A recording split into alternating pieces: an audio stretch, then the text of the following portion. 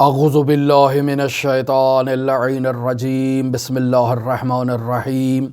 اللہم عجل ولیک الفرج والعافیت والنصر وجعلنا من خیر اعوانہ وانصارہ وشیعتہ ومحبیہ۔ عزیزان محترم، مرحوم شیخ صدوق رحمۃ اللہ علیہ کے بارے میں گفتگو جاری تھی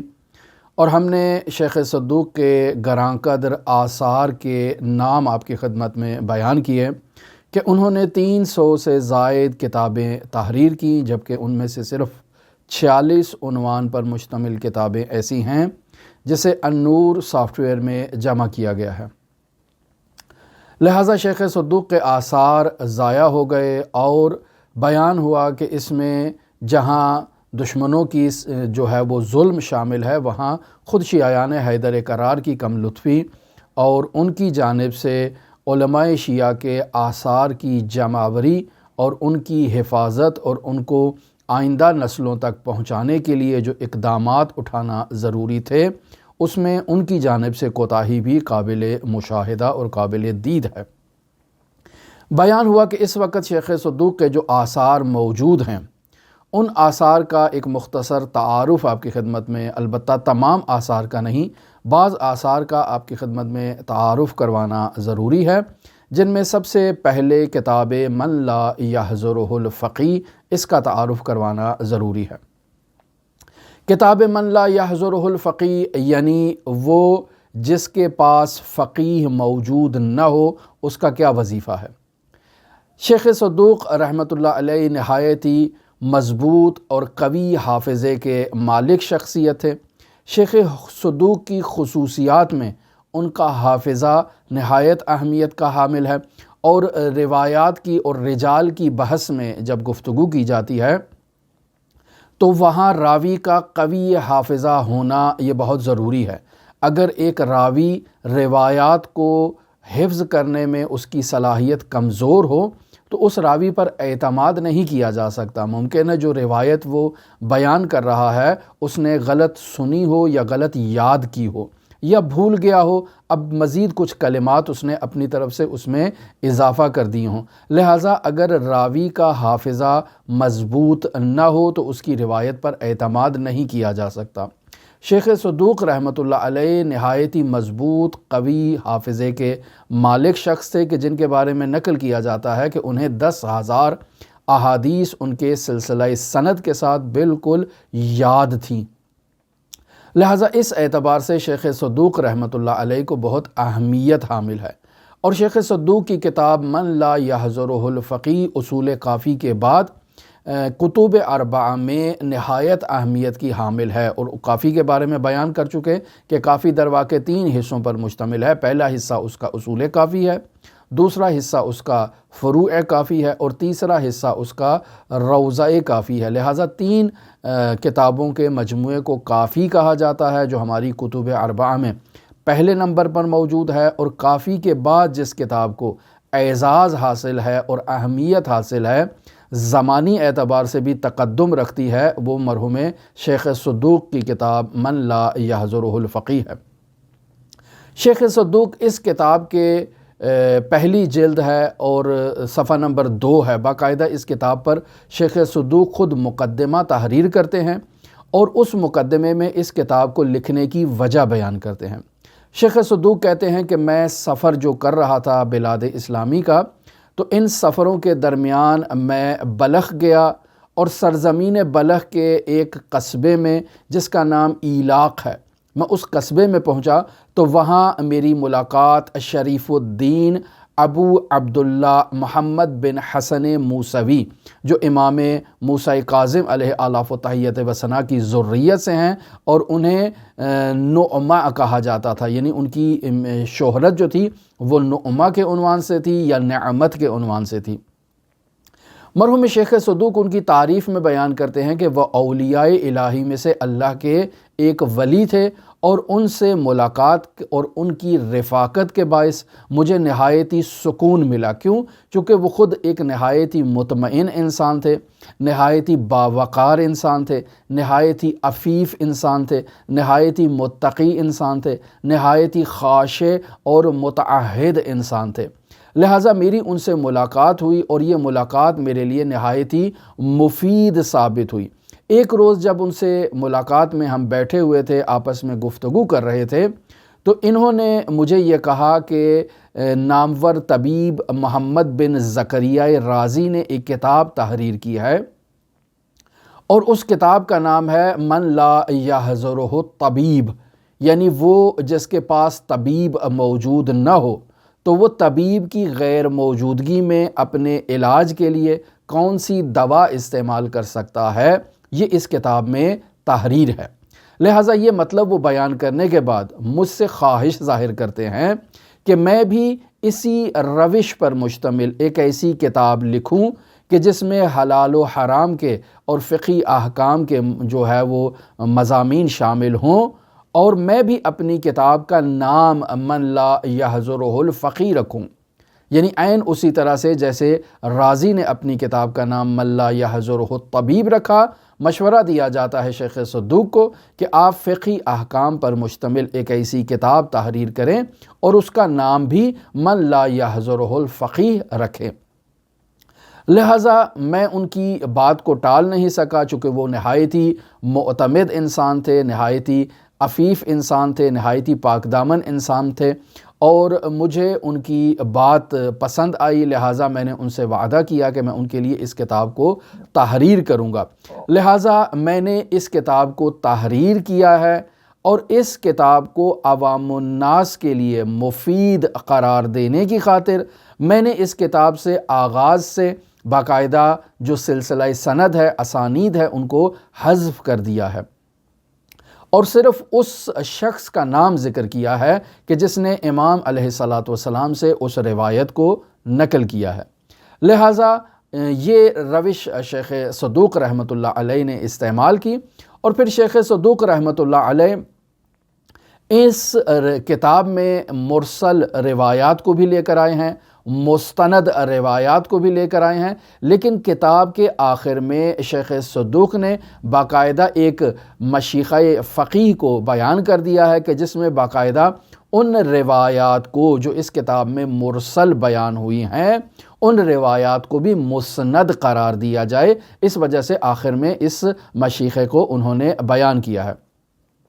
لیکن شیخ صدوق چونکہ نہایت ہی قوی حافظے کے مالک تھے، نہایت ہی مستند انسان تھے، نہایت ہی مورد اعتماد انسان تھے، اور شیخ صدوق رحمۃ اللہ علیہ نے اس کتاب کو فقہ روائی کے عنوان سے تحریر کیا ہے، فقہ استنباطی کے عنوان سے تحریر نہیں کیا، اور خود شیخ صدوق رحمۃ اللہ علیہ نے درواقع اس کتاب میں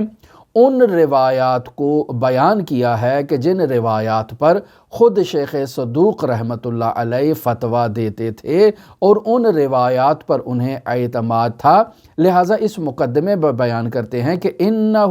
حجۃ فیما بینی و بین ربی، کہ یہ جو کتاب میں من لا یحضرہ الفقی تحریر کر رہا ہوں اور اسے باقاعدہ لوگوں کے درمیان پیش کر رہا ہوں تاکہ جو لوگ فقی سے ملاقات نہیں کر سکتے وہ اس کتاب کے مضامین پر عمل کریں، چونکہ یہ کتاب حجت ہے میرے اور میرے رب کے درمیان، یعنی میں نے اس میں تمام ان مطالب کو تحریر کیا ہے جن کے مطابق میں فتویٰ دیتا ہوں۔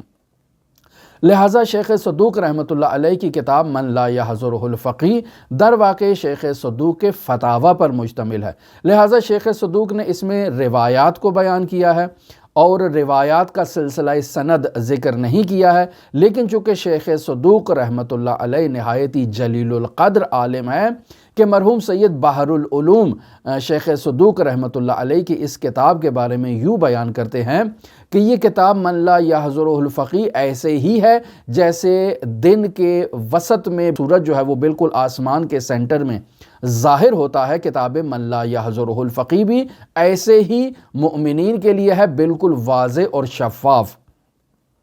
لیکن جب ہم اس کتاب کی روایات کی طرف رجوع کرتے ہیں تو وہاں علماء میں ایک ہمیں اختلاف نظر دکھائی دیتا ہے۔ مثلا ہم اس کتاب میں ملاحظہ کرتے ہیں کہ مرحوم مرزا حسین نوری رحمۃ اللہ علیہ اس کتاب کی روایات کو 5963 روایات کے طور پر بیان کرتے ہیں۔ اس کتاب من لا یحضرہ الفقی کے اندر ٹوٹل کتنی کتابیں موجود ہیں؟ تو بیان کرتے ہیں کہ 245 کتابیں اس کے اندر موجود ہیں۔ کتنے اس میں ابواب موجود ہیں؟ تو 446 ابواب طہارت سے لے کر دیات تک جو فقہی ابواب ہیں وہ اس کتاب کے اندر موجود ہیں۔ کتنی احادیث اس میں مسند ہیں، باقاعدہ سند کے ساتھ موجود ہیں؟ تو بیان کیا جاتا ہے کہ 3913 روایات مسند ہیں۔ پھر مرزا حسین نوری کہتے ہیں کہ اس کتاب کے اندر 2050 روایات ایسی ہیں جو مرسل بیان ہوئی ہیں۔ یہ رائے ہے مرزا حسین نوری کی، لیکن اگر ہم کتاب الذریعہ کی جو نظر ہے وہ اس بارے میں، یا دوسرے جو محققین ہیں ان کی رائے کو اس بارے میں بیان کریں تو وہ کہتے ہیں 5998 روایات اس کتاب میں موجود ہیں، اور اس کتاب میں جو ٹوٹل ابواب ہیں وہ ابواب ہیں 666، اور اس کتاب میں جو روایات مسند بیان ہوئی ہیں وہ 3943 ہیں، اور جو روایات اس میں مرسل بیان ہوئی ہیں وہ 2055 روایات ہیں۔ اور پھر اس کے علاوہ وہ بیان کرتے ہیں کہ اس کتاب کے آخر میں جو شیخ صدوق نے مشیخۃ الفقیہ کے عنوان سے جو مطالب تحریر کیے ہیں اور جن افراد کو باقاعدہ ان کے سلسلہ سند کو بیان کیا ہے وہ 510 جو ہے وہ سلسلہ ہے۔ اب یہاں اختلاف جو ہمیں دکھائی دیتا ہے تعداد روایات میں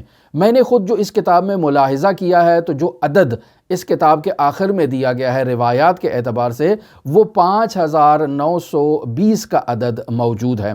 اب یہ اختلاف جو ہمیں دکھائی دیتا ہے اس کی بنیادی وجہ در واقع یہ ہے، اور بعض افراد نے اس کتاب کی روایات کو 6000 بھی بیان کیا ہے، بعض نے 9000 سے زائد بیان کیا ہے۔ تو یہ اختلاف کیوں ہے؟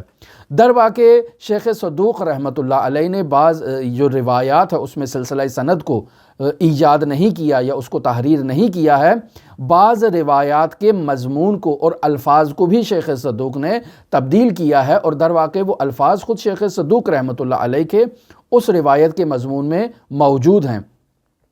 اس کی جب کاؤنٹنگ کی جاتی ہے تو وہ روایات کے جو باقاعدہ افراد جب انہیں کاؤنٹنگ کرتے ہیں تو جو باقاعدہ سلسلہ سند کے ساتھ موجود ہوتی ہیں انہیں وہ ایک روایت کے عنوان سے شمار کر لیتے ہیں، لیکن جس روایت میں انہیں شیخ صدوق کے کلمات دکھائی نہیں دیتے اسے جو ہے وہ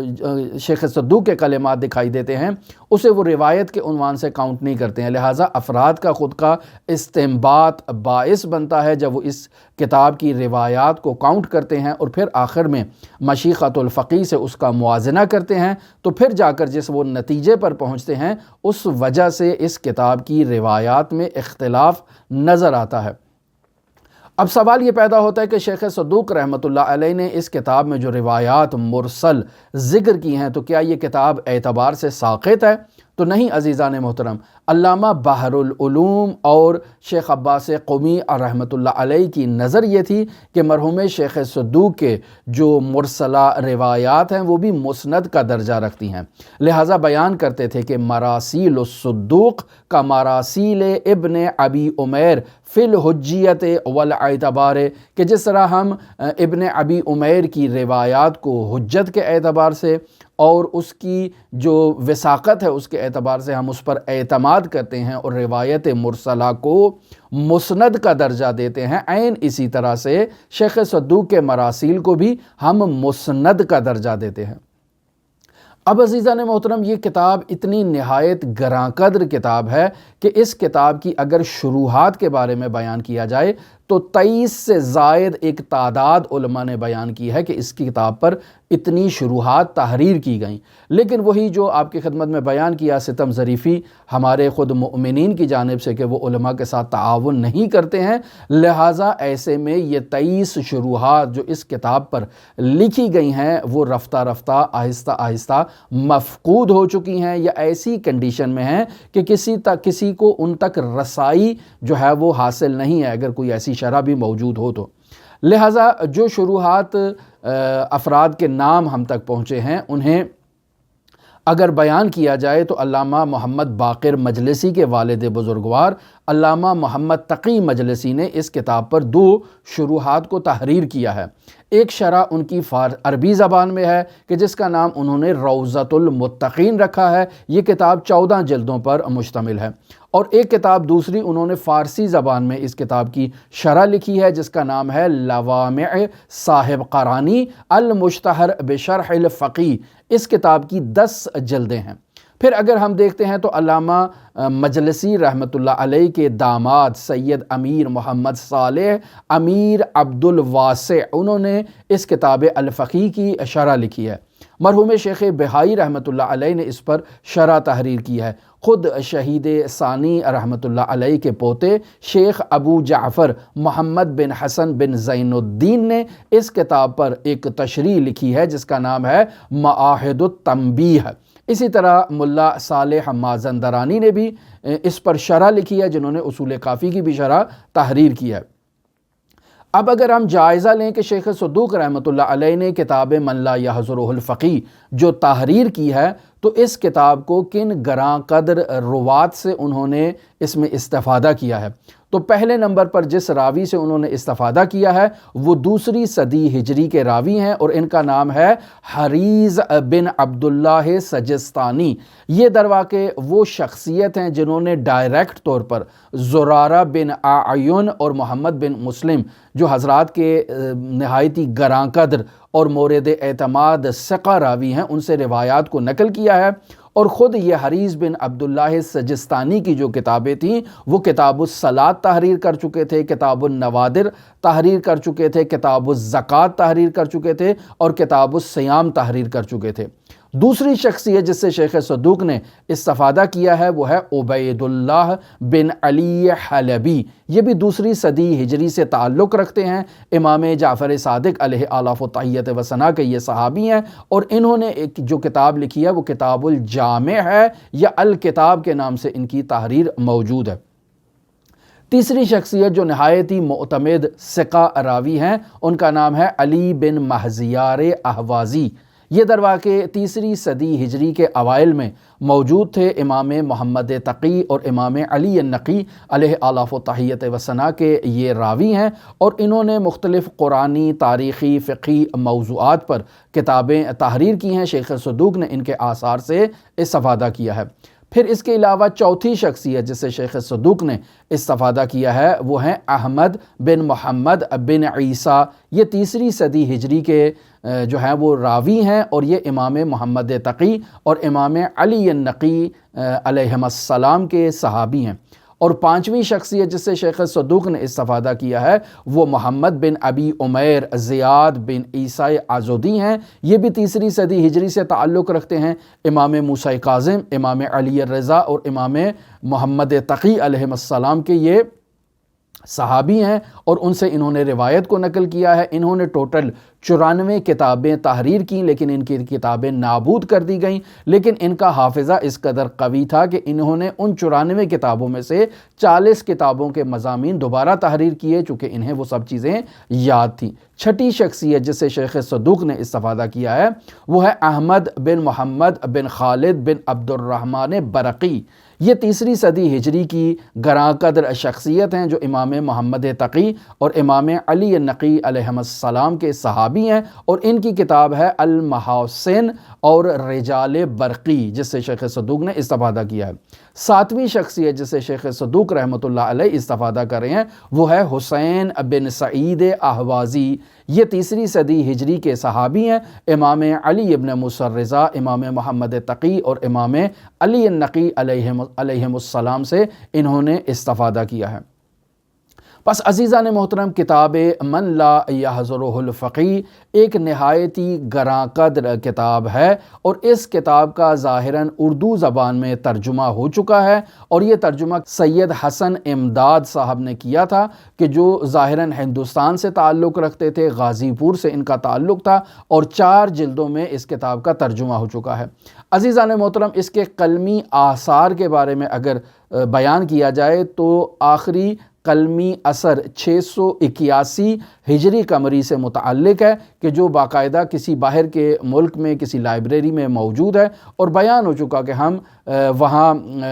مرحوم آیت اللہ مرعشی نجفی کے حالات زندگی میں اس بات کو بیان کر چکے تھے کہ آیت اللہ مرعشی نے جو عظیم الشان کتاب خانہ بنایا، در واقع انہوں نے اس بات کو مشاہدہ کیا تھا کہ کیسے نجف اشرف میں علماء کے قدیمی خطی نسخوں کو اور خطی آثار کو کیسے لوگ جو ہیں وہ ریڑھیوں پر لے کر آتے ہیں، سڑک پر بیچ دیتے ہیں، اور پھر کیسے وہاں سے ان کتابوں کو کوڑیوں کے بھاؤ خریدا جاتا ہے اور باقاعدہ جو مغربی ممالک ہیں ان کے سفارت خانوں میں جمع کروایا جاتا ہے، اور وہ وہاں سے ان نایاب آثار کو اپنے ملکوں میں منتقل کر رہے ہیں۔ تو اس بحاف پر آیت اللہ مرعشی نجفی نے یہ فیصلہ کیا تھا کہ وہ ان آثار کو حفظ کریں گے، ان کو محفوظ کریں گے، جتنا سرمایہ بھی ان کے لیے درکار ہوگا۔ آیت اللہ مرعشی نجفی نے خود روزہ استجاری اور نماز استجاری کی پابندی کر کے باقاعدہ ان چیزوں کو محفوظ رکھا، اور آیت اللہ مرعشی نجفی کا کتاب خانہ بہت عظیم کتاب خانہ ہے، اور انہوں نے بہت جو ہے وہ زحمت اٹھائی ہے، اور تفصیل سے ہم آیت اللہ مرعشی نجفی کے حالات زندگی میں ان موضوعات پر گفتگو کر چکے ہیں۔ بس آج ہم نے آپ کی خدمت میں کتاب من لا یحضرہ الفقیہ کا تعارف کروایا۔ انشاءاللہ شیخ صدوق کے اسی طرح سے نہایت گراں قدر آثار کو آپ کی خدمت میں بیان کریں گے۔ ہماری دعا ہے کہ خداوند متعال شیخ صدوق کے درجات کو عالی و متعالی فرمائے۔ ہماری دعا ہے کہ خداوند متعال منجی عالم بشریت حضرت صاحب العصر والزمان کے ظہور میں تعجیل فرمائے، ہمیں ان کے اصحاب و اعوان و انصار میں شمار فرمائے۔ اللہم صلی علی محمد و آل محمد وعجل فرج قائم آل محمد۔